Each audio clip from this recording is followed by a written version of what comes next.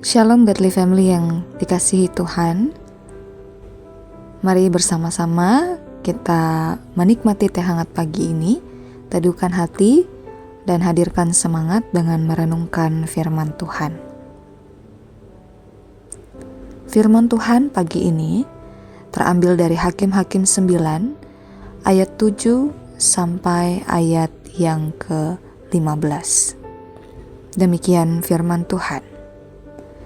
Setelah hal itu dikabarkan kepada Yotam, pergilah ia ke gunung Gerizim dan berdiri di atasnya.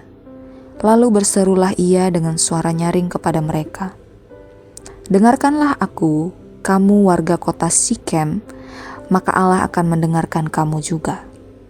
Sekali peristiwa pohon-pohon pergi mengurapi yang akan menjadi raja atas mereka. Kata mereka kepada pohon zaitun, jadilah raja atas kami. Tetapi jawab pohon zaitun itu kepada mereka, masakan aku meninggalkan minyakku yang dipakai untuk menghormati Allah dan manusia dan pergi melayang di atas pohon-pohon?" Lalu kata pohon-pohon itu kepada pohon ara, "Marilah, jadilah raja atas kami." Tetapi jawab pohon-pohon ara itu kepada mereka, "Masakan aku meninggalkan manisanku dan buah-buahku yang baik dan pergi melayang di atas pohon-pohon?" Lalu kata pohon-pohon itu kepada pohon anggur, "Marilah, jadilah raja atas kami." Tetapi jawab pohon anggur itu kepada mereka, "Masakan aku meninggalkan air buah anggurku yang menyukakan hati Allah dan manusia dan pergi melayang di atas pohon-pohon?" Lalu kata segala pohon itu kepada semak duri, "Marilah, jadilah raja atas kami." Jawab semak duri itu kepada pohon-pohon itu, "Jika kamu sungguh-sungguh mau mengurapi aku menjadi raja atas kamu, datanglah berlindung di bawah naunganku. Tetapi jika tidak, biarlah api keluar dari semak duri dan memakan habis pohon-pohon aras yang di gunung Libanon." Demikian firman Tuhan. Saudara yang dikasihi Tuhan, dalam Hakim-Hakim 9 ini, Yotam sedang menyampaikan perumpamaan tentang pohon-pohon yang mencari raja bagi mereka. Nah, mereka meminta pohon ara, pohon zaitun, dan pohon anggur untuk menjadi pemimpin dan memerintah. Tetapi semuanya menolak karena mereka sudah berbuah dan memiliki peran yang berguna.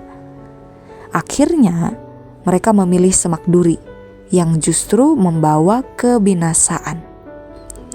Saudara, ini adalah sindiran keras terhadap pilihan orang Sikem yang mengangkat Abimelek sebagai raja hanya karena Abimelek ini adalah orang mereka sendiri, tanpa mempertimbangkan karakter dan kepemimpinannya.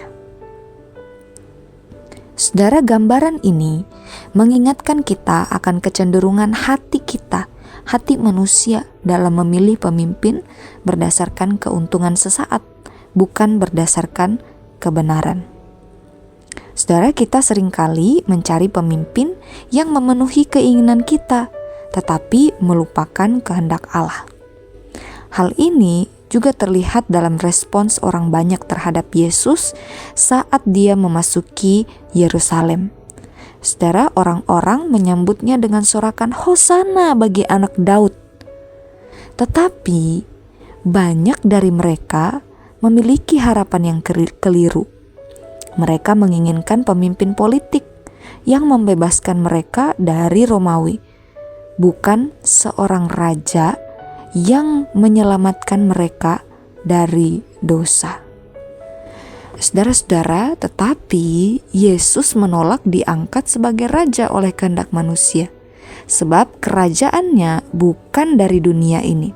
Itu jelas dikatakan di dalam Yohanes 18 ayat 36. Nah, berbeda sekali dengan Abimelek yang merebut kekuasaan dengan licik dan membawa kehancuran. Yesus Kristus adalah raja sejati yang datang bukan untuk dilayani, tetapi untuk melayani dan memberikan nyawanya sebagai tebusan bagi banyak orang.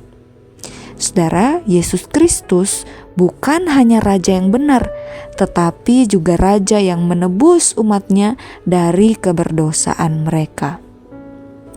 Nah, saudara-saudara, renungan ini bukan hanya tentang bagaimana kita memilih pemimpin, tetapi lebih dalam lagi tentang bagaimana hati kita sering tersesat dalam mencari kepemimpinan yang salah. Hanya ketika kita tunduk kepada Yesus sebagai Raja sejati, kita dapat memiliki hikmat dan hati yang diperbarui untuk mengikut kehendak Allah, bukan keinginan kita sendiri. Marilah kita bukan hanya mencari pemimpin yang memenuhi harapan kita, tetapi menyerahkan hidup kita sepenuhnya kepada Kristus, Raja yang benar dan kekal untuk memimpin hati dan hidup kita. Mari kita berdoa. Ya Tuhan, Allah Bapa kami, tolonglah kami supaya kami menundukkan hati kami dan diri kami sepenuhnya di bawah pemerintahan Kristus. Biarlah hanya Kristus yang menjadi Tuhan dan Raja atas hati dan hidup kami. Di dalam nama Tuhan Yesus kami berdoa. Amin. Selamat menjalankan aktivitas sepanjang hari ini. Tuhan Yesus memberkati saudara.